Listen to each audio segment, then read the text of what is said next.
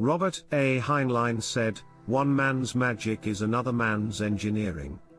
Supernatural is a null word. James G. Frazer wrote, "If we analyze the principles of thought on which magic is based, they will probably be found to resolve themselves into two: first, that like produces like, or that an effect resembles its cause, and, second, that things which have once been in contact with each other continue to act on each other at a distance after the physical contact has been severed." The former principle may be called the law of similarity, the latter the law of contact or contagion. From the first of these principles, namely the law of similarity, the magician infers that he can produce any effect he desires merely by imitating it. From the second he infers that whatever he does to a material object will affect equally the person with whom the object was once in contact, whether it formed part of his body or not. In a singularity of thought, everything is in contact with everything else, so the law of contact applies everywhere to everything. Given that the whole of reality is made of nothing but thoughts, everything is similar to everything else, so the law of similarity likewise applies everywhere to everything. Given that these two laws of magic are valid, everything else follows. This really is a magical universe. It's not magical that dreams resemble reality. Why wouldn't they? They differ only in degree, not in kind. They are the products of one mind rather than all minds, but all the same principles apply. Rationally and logically, it's essential for reality to be a monism, made of one thing only: sinusoids equals thoughts. Dualism and polyisms are forbidden.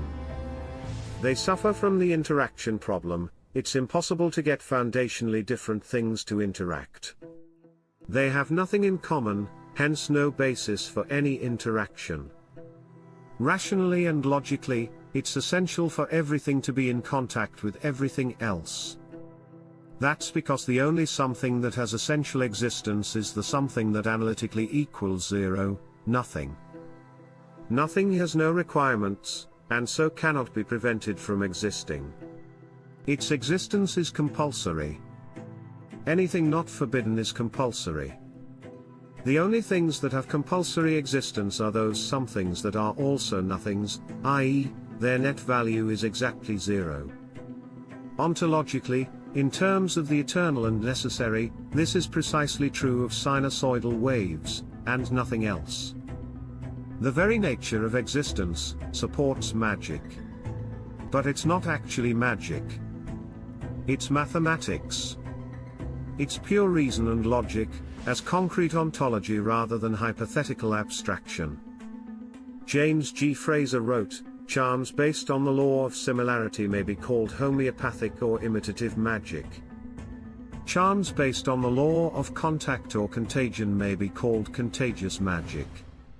To denote the first of these branches of magic, the term homeopathic is perhaps preferable, for the alternative term imitative or mimetic suggests, if it does not imply, a conscious agent who imitates, thereby limiting the scope of magic too narrowly.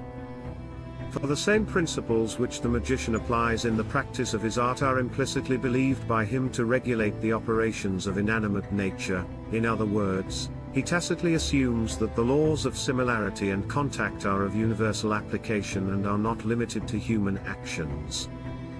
The laws of similarity and contact are indeed of universal application, via mathematics exclusively. It's impossible for scientific materialism to be compatible with magic. Science obeys the law of difference, it imagines a whole plethora of different fundamental particles, and the law of separation. Science believes in locality, where everything occupies a discrete part of spacetime. Science suffers from both the interaction problem: how can different kinds of fundamental particles coexist and interact?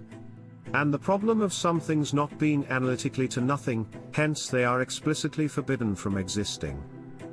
James G. Frazer wrote, "Both branches of magic, the homeopathic and the contagious, may conveniently be comprehended under the general name of sympathetic magic, since both assume that things act on each other at a distance through secret sympathy, the impulse being transmitted from one to the other by means of what we may conceive as a kind of invisible ether, not unlike that which is postulated by modern science for a precisely similar purpose, namely, to explain how things can physically affect each other through a space which appears to be empty.